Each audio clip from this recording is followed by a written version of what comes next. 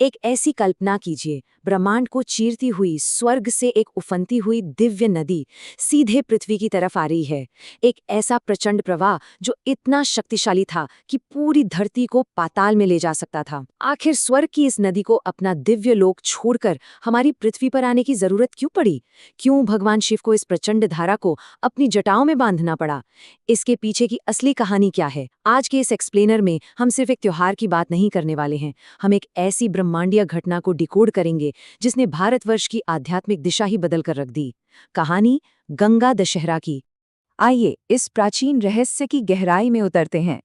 आखिर पृथ्वी पर स्वर्ग की नदी क्यों आई? ये कहानी शुरू होती है राजा सगर के 60,000 पुत्रों से। एक शाप के कारण वे जलकर भस्म हो गए थे और उनकी आत्माएं भटक रही थीं। उन्हें मुक्ति नहीं मिल पा रही थी। शास्त्रों में बताया गया है कि केवल स्वर्ग की पवित्र नदी ही उनके पाप धोकर उन्हें मोक्ष दिला सकती थी। तब राजा भगीरथ ने वो किया जो असंभव था। उन्होंने सदियों तक बिल्कुल रोंगटे खड़े कर देने वाली कठोर तपस्या की। उनकी इस घोर तपस्या से प्रसन्न होकर मां गंगा स्वर्ग से पृथ्वी पर आने के लिए तैयार तो हो गईं, लेकिन उनका वेग इतना विनाशकारी था कि धरती उसे सही नहीं सकती थी। तब महादेव यानी भगवान शिव ने उस प्रचंड वेग को शांत करने के लिए मां गंगा को अपनी जटाओं में रोक लिया। और उसके बाद क्या हुआ? महादेव की जटाओं से एक पवित्र धारा हिमालय की चोटियों को छूती हुई धरती पर उतरी। जरा उस पल की कल्पना करके देखिए, जब स्वर्ग की उस पहली बूंद ने इस पृथ्वी का स्पर्श किया होगा। वह ऊर्जा, वह दिव्यता, बिल्कुल अद्भुत। बस इसी पावन दिन को हम गंगा अवतरण दिवस के रूप में मनाते हैं।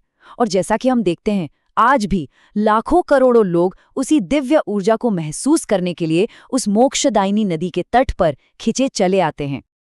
लेकिन क्या आप जानते हैं कि इसे दशहरा क्यों कहा जाता है? अक्सर लोग इसका मतलब भगवान राम और रावण वाले दशहरे से निकाल लेते हैं, लेकिन सबसे बड़ा रहस्य ये है कि ये बिल्कुल अलग है। यहाँ दशहरा का असल अर्थ है 10 चीजों का हरण, यानी महाविनाश। हमारे जीवन में आत्मा पर 10 ऐसे भयानक पापों का बोझ होता है जो हमें मोक्ष से दूर रखते हैं, और माँ गंगा का ये पावन जल उन्हीं 10 पापों को जड़ से नष्ट कर देता है। इन 10 पापों को अगर ध्यान से देखा जाए तो इन्हें बहुत ही वैज्ञानिक और आध्यात्मिक तरीके से बांटा गया है। सबसे पहले आते हैं 3 कायिक यानी शारीरिक पाप, हिंसा, चोरी और गलत आचरण। फिर है 4 वाचिक यानी शब्दों के पाप, झूठ बोलना, कठोर वचन कहना, चुगली करना और निंदा करना। और आखिर में आते हैं सबसे गहरे 3 मानसिक पाप, लालच, ईर्ष्या और अशुद्ध विचार। सच कहा जाए तो रोजमर्रा की जिंदगी में जाने अनजाने में इनमें से कोई ना कोई पाप हो ही जाता है ना?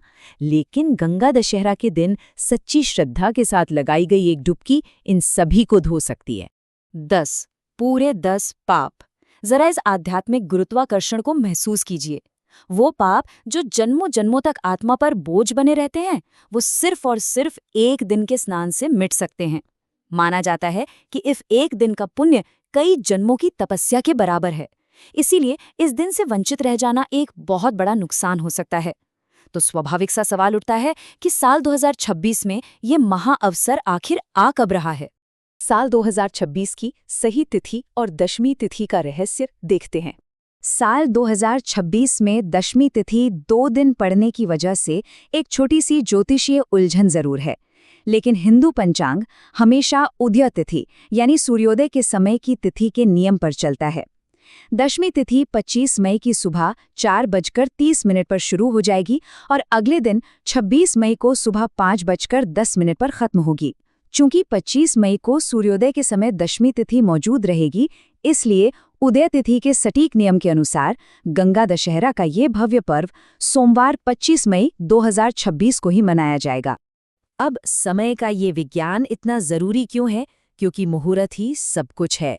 ब्रह्म मुहूर्त सुबह 4:40 से शुरू होगा।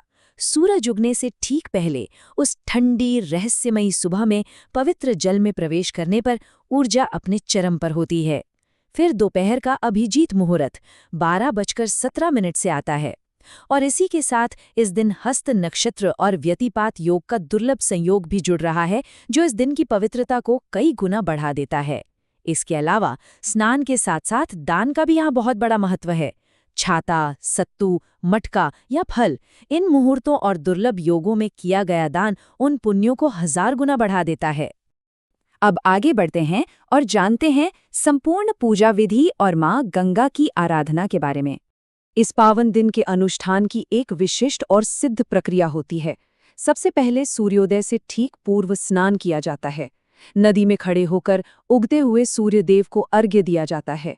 उसके बाद स्वच्छ वस्त्र पहनकर माँ गंगा को फूल, अक्षत, सिंदूर और मिठाई अर्पित की जाती है। एक और बेहद खास चीज है आटे का दीपक बनाना, उसमें घी डालकर जलाना और उसे नदी की धारा में प्रवाहित करना। और हाँ, शाम की वो गंगा आरती, जब हजारों दियों की रोशनी लहरों पर तैरती है और घाट पर बजती घंटियों की गूंज आत्मा को झकझोर देती है, वो नज़ारा सच में अद्भुत होता है। लेकिन क्या हो अगर किसी कारणवश आपका गंगा तट पर जाना संभव ना हो, तो निराश होने की बिल्कुल आवश्यकता नहीं है। भक्ति की कोई भौगोलिक सीमा नहीं होती। घर पर ही स्नान के जल में थोड़ा सा गंगाजल मिलाकर हर हर गंगे का ध्यान करते हुए स्नान करने से बिल्कुल वही ऊर्जा और पुण्य प्राप्त होता है।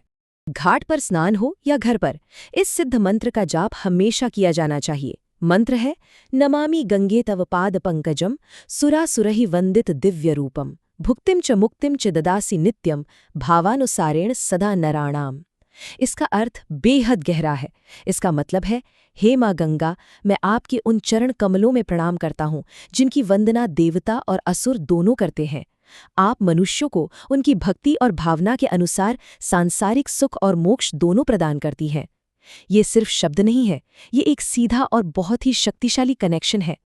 अंत में राजा भगीरथ की उस तपस्या और समर्पण को स्मरण करना आवश्यक है जिसने स्वर को धरती पर झुकने के लिए मजबूर कर दिया था। अगली बार जब भी गंगा जल की कुछ बूंदें हाथों में हों, तो उस ब्रह्मांडीय यात्रा और दिव्यता को जरूर महसूस कीजिए, क्योंकि माँ गंगा सिर्फ एक नदी नहीं, भारत की आत्मा है। लेकिन यहाँ एक सवाल है जो हम सबको खुद से पूछना चाहिए। क्या आज के समय में भी हम उस मोक्षदायिनी नदी की पवित्रता को उसी तरह सहेज पा रहे हैं जिसके लिए उन्होंने अपना स्वर्ग छोड़ा था?